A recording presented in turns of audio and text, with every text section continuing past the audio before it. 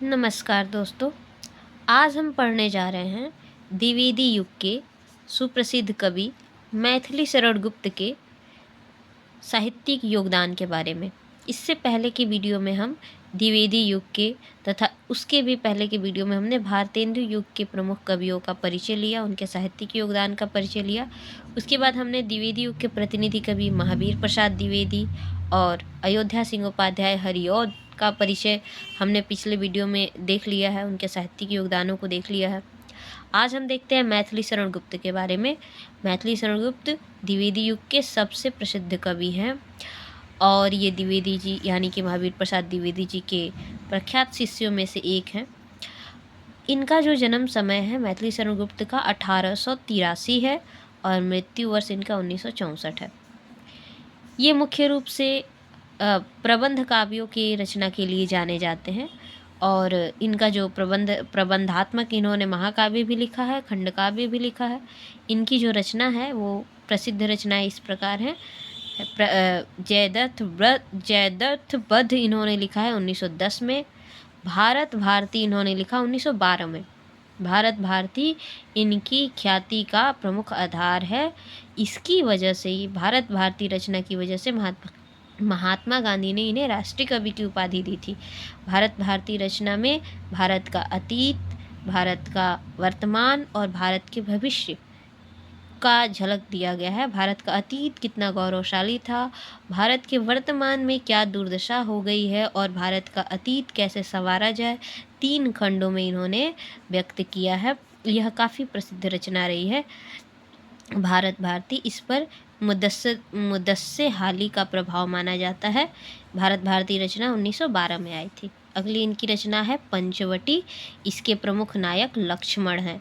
1925 की यह रचना है। अगली रचना है साकेत। साकेत का प्रकाशन वर्ष 1932 है। यह जो है एक तरह से राम कथा पर आधारित है और साकेत शब्द का तात्पर्य होता है अयोध्या। और ये वैसे तो ये राम कथा पर आधारित है, लेकिन साकेत रचना का मुख्य उद्देश्य है राम कथा में जो उपेक्षित स्त्री पात्र हैं उनको प्रकाश में लाना। उसमें हम देखते हैं उसमें हम देखते हैं लक्ष्मण की पत्नी उर्मिला और राम की जो सौतेली माता है कैकेयी, उनके पक्ष को यहाँ पर, उनके उज्जवल पक्ष को यहाँ पे रखा गया है। यशोधरा रामायण में सबसे उपेक्षित पात्र है लक्ष्मण की पत्नी, जिन्होंने इतना बड़ा त्याग किया, अपने पति से 14 वर्ष का वियोग सहा है। उसको इसमें प्रमुख नायिका के रूप में यहाँ पर प्रस्तुत किया गया है। लक्ष्मण और उर्मिला इसमें के प्रमुख नायक नायिका हैं। यद्यपि यह राम कथा पर आधारित रचना है। साकेत के 9वें सर्ग में उर्मिला वियोग का चित्रण है। तो इस प्रकार यह इसकी जो सबसे प्रमुख इसका सर्ग है वो है साकेत का 9वां सर्ग और 8वें सर्ग में कैकेयी का अनुताप दिया गया है। तो ये 1932 की रचना है। उसके बाद आ जाता है यशोधरा।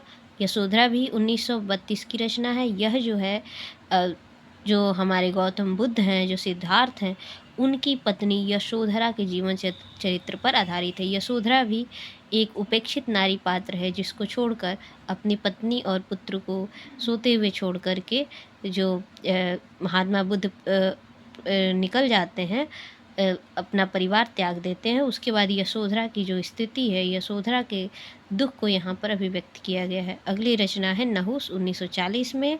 जय भारत 1952 में। विष्णु प्रिया जो कि चैतन्य महाप्रभु की पत्नी है, उनके जीवन को आधार बनाकर लिखी गई रचना है विष्णु प्रिया 1957 में। इन्होंने कुछ अनुदित रचनाएं भी की हैं, कुछ काव्यों का अनुवाद किया है। इनकी अनुदित रचनाएं हैं पलासी का युद्ध 1914, मेघनाथ वध 1927, उमर खयाम की रुबाइयों का इन्होंने अनुवाद किया है 1931 में। मैथिली शरण मुख्य रूप से मैथिली शरण गुप्त उपेक्षित स्त्री पात्रों को प्रकाश में लाने के लिए जाने जाते हैं अपनी रचनाओं के माध्यम से। साकेत, यशोधरा और विष्णु प्रिया उनकी सर्वाधिक चर्चित कृतियाँ हैं, जिनमें समाज में, हमारे इतिहास में जो उपेक्षित नारी पात्र रहे हैं उसको उन्होंने प्रकाश में लाया है, चाहे वो उर्मिला हो, यशोधरा हो या विष्णु प्रिया हो। इस प्रकार यह द्विवेदी युग के प्रसिद्ध कवि मैथिली शरण गुप्त का परिचय रहा।